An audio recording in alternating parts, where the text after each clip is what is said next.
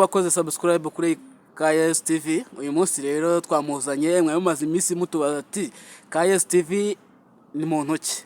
Muramubona rero ko ari umukobwa w'imibiri yombi, umukobwa wambaye neza cyane, umukobwa wambaye ekuteri. Watangiye usuza abafana bawe. Hi guys, ni KS TV ariko mu busanzwe nitwa KS Esther. KS Esther bimeze bite? Ni sawa. Nake gashya uzaniye abakunzi bawe. Abafana banje banyitege ubu ndatangiye. Mfite udushya twinshi cyane. Uyu munsi rero nifuzaga ko tuvugana cyangwa se tuganira ku mu DJ ukunzwe muri iki gihugu mu kuvangavanga imiziki mu bitaramo runaka cyangwa se mu makwe runaka, twamwita DJ Brian. DJ Brian yumvise izina DJ Brian ubyumva gute? DJ Brian ntasanzwe. DJ Brian kuba ari umu DJ, ibiganiro bye ni umukobwa uri sharp cyane. Umukobwa uri sharp. Mu minsi yashize rero twagiye tumubona mu itangazamakuru cyangwa se kuri social media cyane, arimo arashwana n'umuhanzi nawe ukizamuka bita Yago Pondati. Bavuga yuko ngo yagiye amusaba amafaranga kugira ngo amuzamure, amucishe mu biganiro runaka cyangwa se amwamamarize. Wowe mwarirashiranwa rya DJ Brian cyangwa se Pondati, wowe wabyumvishije gute nk'umufana we wa DJ Brian? Sibyo kuba ndi umufana wa DJ Brian na Yago ndi umufana we, ariko ni abasitari bariya kandi bose bakeneye views. Rero bafite uko bakora ko ariko kose kugira ngo views zabo zizamuke. None mu gushwana nawe cyangwa se mu kuba batongana nta kintu byakangirizamo kariyeri zabo bombi? Oya, hari uwo byahagaritse gukora se, Yago arasohora indirimbo. Nejo bundi nabonye yarashyize dushimira ubuyobozi bwacu, sinzi niba ariko yitwa. Brian nawe aracyakomeje gukora, urumva ni views barana abasitari, ntago dukwiye kubakontaho cyane. Urakoze cyane. None se bura DJ Brian, nanone hari ukuntu tujya tumubona muri social media abantu bamwibasiye, ngaryamana n'abantu bahuje ibitsina cyangwa se muri makeya ngakundana n'abantu nyine b'igitsina gore kandi nawe ari umugore. Ibyo bintu wowe cyangwa se urwo rwamba ruva mu bantu wo byumva gute nk'umufana we? Igihe cyose umuntu ateye imbere hari n'ababa bashaka kumusubiza inyuma, so rero ibyo bavuga byose it's enough, ahubwo wakazi gakomeza. None se buriya ako kantu wowe ushyizemo ngo yiye umuntu agatera imbere, haraho abantu bamugendera ngo bamugendere ishyamba, DJ Brian kumwica kariyeri we byaca mwabira bigambo byiwe cyangwa? Oya, reka nkubwire, hari igihe wowe ukora cyane urumva ugaca aho ushobora guca hose kugira ngo ibyo ushaka bigerweho, noneho nyuma hari n'undi ugambiriye kudindiza kariyeri zawe. DJ Brian nk'umufana wewe ni igiki yakoze wenda wamwigiyeho cyangwa se uburyo wasangiza undi muntu kavuga ati uriya muntu numvishije impanuro ziwe cyangwa se ibikorwa byiwe, ni igiki wafovoreza abandi bantu kuba bakunda Brian?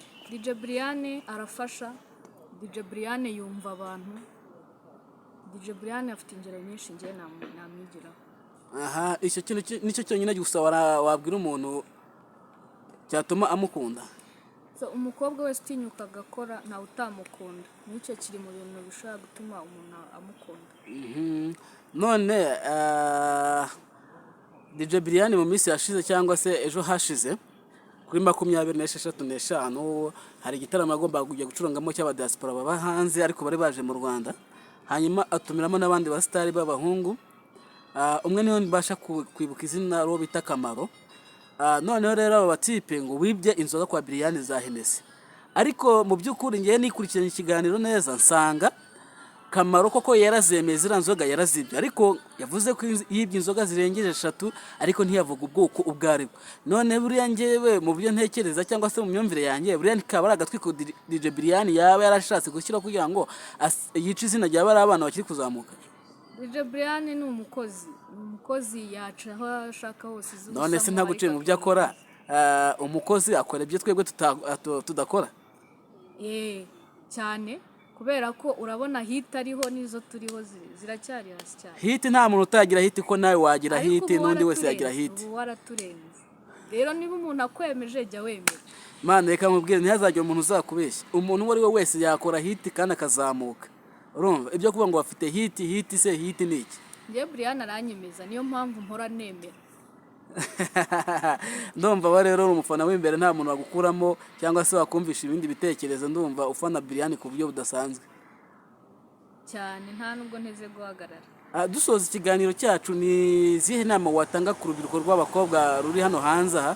Hano hanze hari ibishuko byinshi cyane bitera umwana w'umukobwa kuba yaca mu ngeso zitari nziza, agahura n'abagabo wenda bakamushukisha amafaranga cyangwa se bakamwizeza amatelefoni yadutse ubu ngubu, abakobwa baharaye cyane cyane bashaka kwifotoza.